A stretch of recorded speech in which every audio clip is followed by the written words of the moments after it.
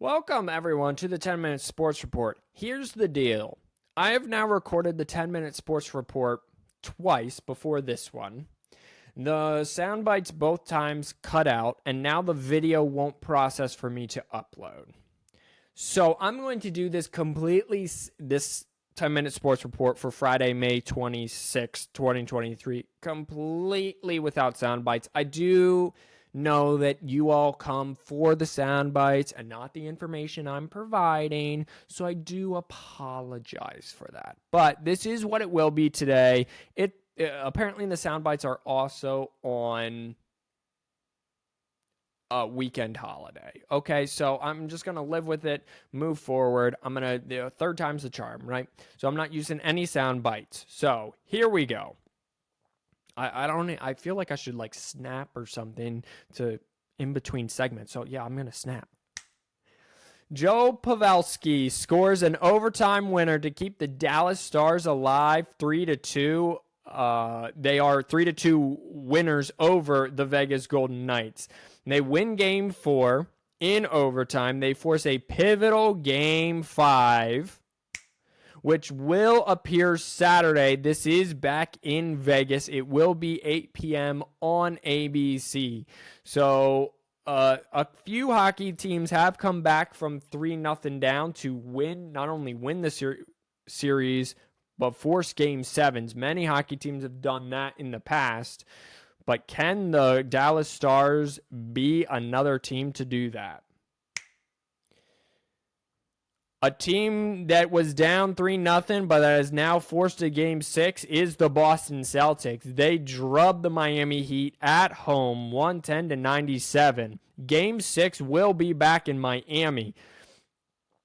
The Celtics live and die off of the three-pointer. Their offense is you drive in the lane, suck in the defense, kick it out for wide open three-pointers. In the 3 games prior, they were shooting 28%. In the last 2 games, they're shooting 48%, which is markedly improved, if I do say so myself. So they shot 50% from the floor, 41% last night. The Miami Heat actually didn't do too bad offensively. 51% from the floor, 39% from 3.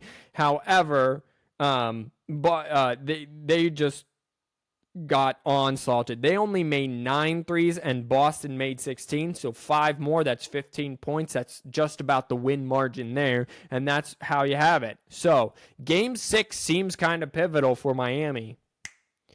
Speaking of Game 6, that will take place Saturday at 8:30 on TNT. This seems like a must-win for Miami because Game 7's back in Boston. So this kind of seems like you win or you might be going home in Game 7. Game 7 won't be until Monday, so I will have a report for you that on Tuesday's 10-Minute Sports Report, so stick around for that. In other news, the University of Colorado sets a single-day record for ticket sales. On Wednesday, they sold 11,273 tickets, the largest one-day total for individual games in team history. The school already sold out its season ticket allotment back of about a month ago for the first time since 1996. Here's the thing. Colorado was 1-11 last year. Deion Sanders basically came in and has already gotten rid of half the scholarship players and brought in a whole bunch more. This team is going to rely on their starters to basically score all the points because they have no depth.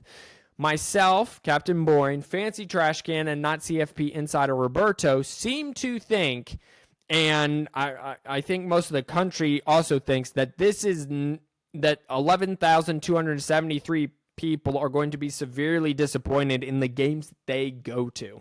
The game against USC alone for nosebleeds had tickets for $700. I went to a game last year, a Michigan game at night, which those are very rare in Michigan football lore, and I got tickets for $85. So yeah, I think that this is a 4-8, 5-7 at best ball club.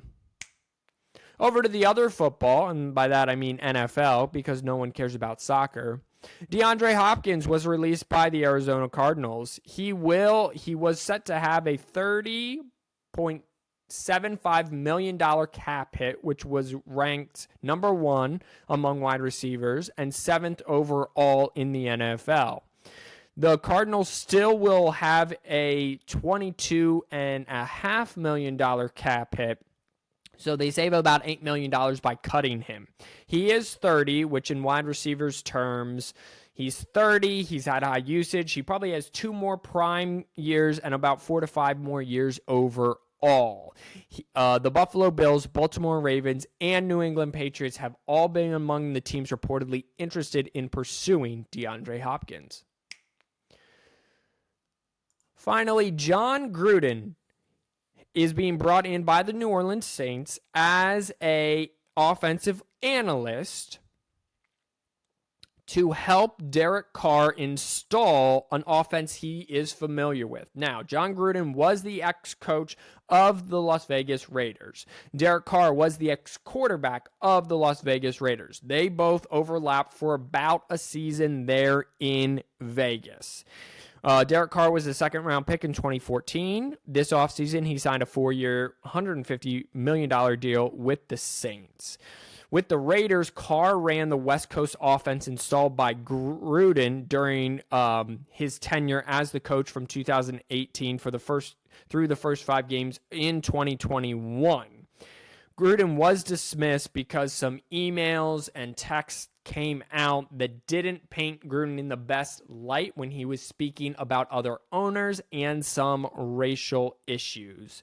So he was dismissed at Game 6 on the Raiders. Raiders still made the playoffs that year, which was very shocking to everyone.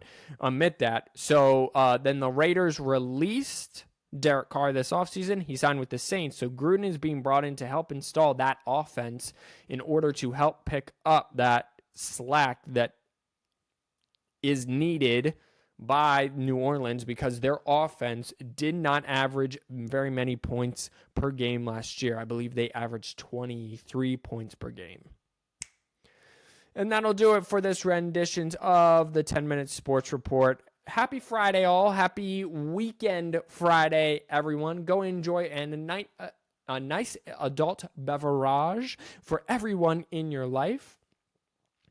Check back Monday for a brand new rendition of the 10-Minute Sports Report. We'll find out if the Celtics force Game 7. We'll find out if the Stars force Game 6. We'll find out if my sound bites are finally working again.